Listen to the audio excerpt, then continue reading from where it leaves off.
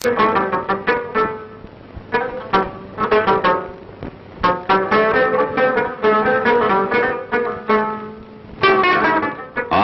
वो है जो रहम दिल भी बहादुर भी हो, उसके किरदार में, उसकी गुफ्तार में शमा अखलाक की झिलमिलाए। बात कम और अमल वो ज्यादा करे, हो अटल दिल में जो भी इरादा करे। खामोशी उसकी ऐसे लगे, फूल जैसे कोई मुस्कुराए। ये है खान अब्दुल गफ्फार खां, जो बादशाह खां के नाम से सुपरिचित है। बादशाह खां हमारी आजादी की लड़ाई के एक अग्रगण्य सेनानी रहे। इनके ज्वलंत देशभक्ति और सौजन्यपूर्ण व्यवहार ने अंग्रेजी हुकूमत के छक्के छुड़ा दिए थे। गांधी जी के ये निष्ठावान अनुयायी सत्य अहिंसा के आदर्श उपासक रहे। गांधी जी उन्हें देवता पुरुष कहते, देशवासी उन्हें सीमांत गांधी के नाम से जानते और उनके अपने पख्तून लोग उन्हें अपना बादशाह मानकर बादशाह खां के नाम से पुकारते हैं। अंग्रेजी हुकूमत के जुल्म और अत्याचारों से जीवन भर जूझते रहे बादशाह खां आज भी किसी तरह के अन्याय के आगे झुकने को तैयार नहीं है। ये पाकिस्तान जो है ये तो मुल्क का नाम है कि ऐसे जिस तरह पाकिस्तान में पंजाब है, पाकिस्तान में सिंध है, पाकिस्तान में बलूचिस्तान है, ऐसा नहीं। ऐसे महान देशभक्त सत्य अहिंसा के पुजारी बादशाह खां गांधी स्मारक निधि के निमंत्रण पर गांधी जन्म शताब्दी के अवसर पर प्रमुख अतिथि के रूप में भारत आए। देश की ओर से प्रधानमंत्री श्रीमती इंदिरा गांधी ने और गांधी स्मारक निधि की ओर से जयप्रकाश नारायण जी ने उनका हार्दिक स्वागत किया।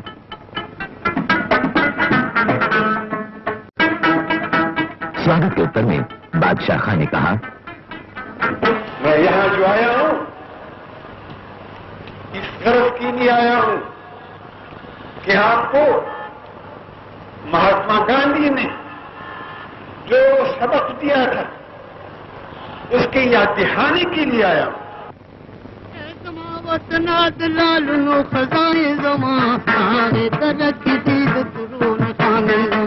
बादशाह खां का जन्म पेशावर जिले के उत्तमजाई गांव में सन 1890 में हुआ। उनकी प्रारंभिक शिक्षा गांव में ही हुई। तब वे पेशावर के म्यूनिसिपल हाई स्कूल में दाखिल हुए। इसके बाद वे Edward church mission high school में उच्च शिक्षा के लिए गए। इस समय बर्नी काका नाम का एक नौकर उनके साथ था। आर्यों का खून जिनकी रगों में प्रवाहित है, ऐसी ये पठान या पख्तून जमात बड़ी बहादुर और लड़ाकू कौम है। इन लोगों को फौज का बड़ा आकर्षण रहता है। बादशाह खां ने भी बर्नी काका के कहने में आकर बगैर घर वालों को बताए हिंदुस्तान के कमांडर इन चीफ के नाम डायरेक्ट कमीशन प्राप्त करने के लिए दरख्वास्त कर दी। कमीशन मंजूर हुआ।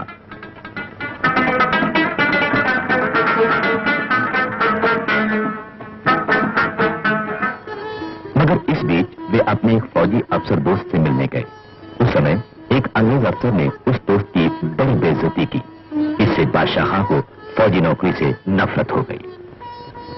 बादशाह खां के बड़े भाई थे खान साहब। वे इंग्लैंड में डॉक्टरी पढ़ रहे थे। बादशाह खां ने उनसे कह सुनकर इस नौकरी से पीछा छुड़ाया। इसके बाद उन्होंने नौकरी का ख्याल छोड़ दिया और वे देश और देशवासियों की सेवा में जुट गए।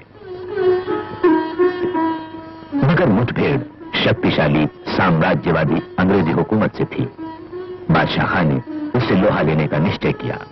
इसके लिए उन्होंने सन 1929 में अपने बहादुर लोगों का एक संगठन स्थापित किया, खुदाई खिदमतगार। स्वयं सेवकों का यह दल सत्य और अहिंसा के मार्ग का अनुसरण करता और आजादी की लड़ाई में अग्रसर रहता। उनके हथियार थे असहयोग और सविनय अवज्ञा आंदोलन। इससे अंग्रेजी हुकूमत बौखला उठी और इन खुदाई खिदमतगारों को कुचल डालने पर कटिबद्ध हो गई। ऐसी शक्तिशाली सरकार से टक्कर लेना आसान काम नहीं था।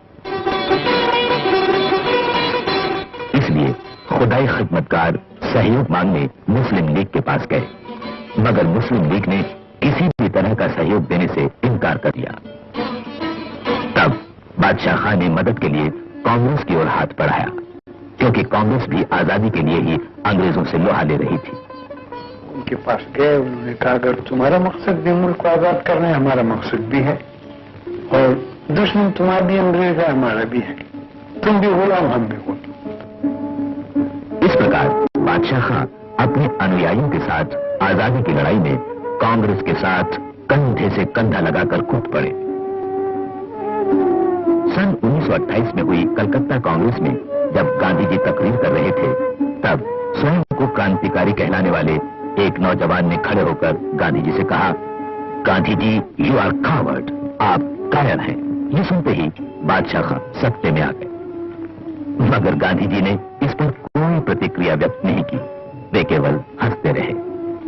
अपने विरोधी के साथ गांधी जी का ऐसा सौजन्यपूर्ण व्यवहार देखकर बादशाह खां बड़े प्रभावित हुए और वे गांधी जी के अधिक निकट आ गए।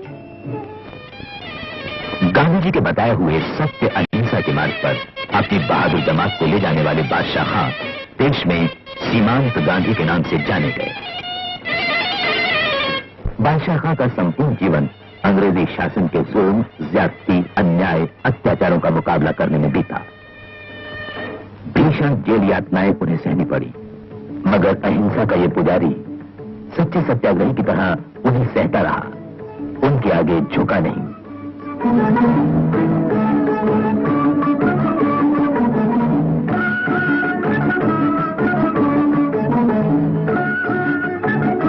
बादशाह खां अब 91 साल के हो चुके हैं। इनमें से उनके अनेक महत्वपूर्ण वर्ष जेल में बीते।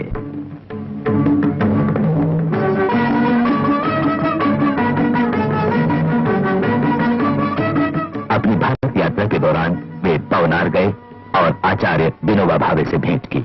तो मैं आपको कहता हूँ कि हिंदुस्तान के लोग जो हैं, गरीब लोग खुसूसन जो हैं, वो तो बहुत अच्छे लोग हैं, लेकिन उनको समझाने वाला कोई नहीं। इन्हीं दिनों अहमदाबाद में हुए सांप्रदायिक दंगे की खबर सुनकर वे अस्वस्थ हो उठे। पीड़ित अंतःकरण से उन्होंने कहा, मजहब के नाम पर आप देखें लोगों को मारते हैं, उनके घरों को लूटते हैं और उनके घरों को जलाते हैं। ये खुदा का मजहब नहीं। खुदा का मजहब जो है वो मोहब्बत है, और मजहब हमेशा दुनिया में इंसानियत के लिए आता है। इसी यात्रा के समय उन्हें 1967 का Jawaharlal Nehru memorial award for international understanding महामहिम राष्ट्रपति गिरी के कर कमलों द्वारा प्रदान किया गया। उस समय महामहिम राष्ट्रपति ने कहा, वास्तव में ये हमारे लिए परम प्रसन्नता और गौरव की बात है कि हम खां अब्दुल गफ्फार खां को सन 1967 का जवाहरलाल नेहरू अंतर्राष्ट्रीय सद्भाव पुरस्कार प्रदान कर रहे हैं। हमें यह अत्यंत समुचित लगता है कि गांधी जन्म शताब्दी वर्ष में ये पुरस्कार उस व्यक्ति को दिया जा रहा है जिसके जीवन और कार्य में महात्मा जी का विश्ववाद तथा सत्य शांति की खोज सच्चे अर्थों में प्रतिबिंबित है। इसी अवसर पर दिल्ली के रामलीला मैदान पर उनका नागरिक सम्मान किया गया। उस सम्मान का उत्तर देते हुए बादशाह खां ने कहा, ये है कि ये जो कश्मकश है, इसके लिए अगर इस मुल्क में दयानतदार और ईमानदार और बेगरज लोग वो पैदा हो जाएं और वो एक अज़म और एक इरादा लेकर गांव गांव शहरों शहरों जाएं और वहां पर लोग जो हैं उनको समझाएं। ये तमाम चीजें जो हैं उनके समझाने से मिल सकती हैं। सर्व की तरह बारोब हो, दूसरों की मदद के लिए यूं झुके जैसे फल से लदी शाख गर्दन झुकाए। जिसका सीना हर एक के लिए अच्छे अच्छे ख्यालों से लबरेज हो, है उसी के मुकद्दर में खुशियां तमाम। उसका दिल नहीं एक बड़ी सल्तनत है।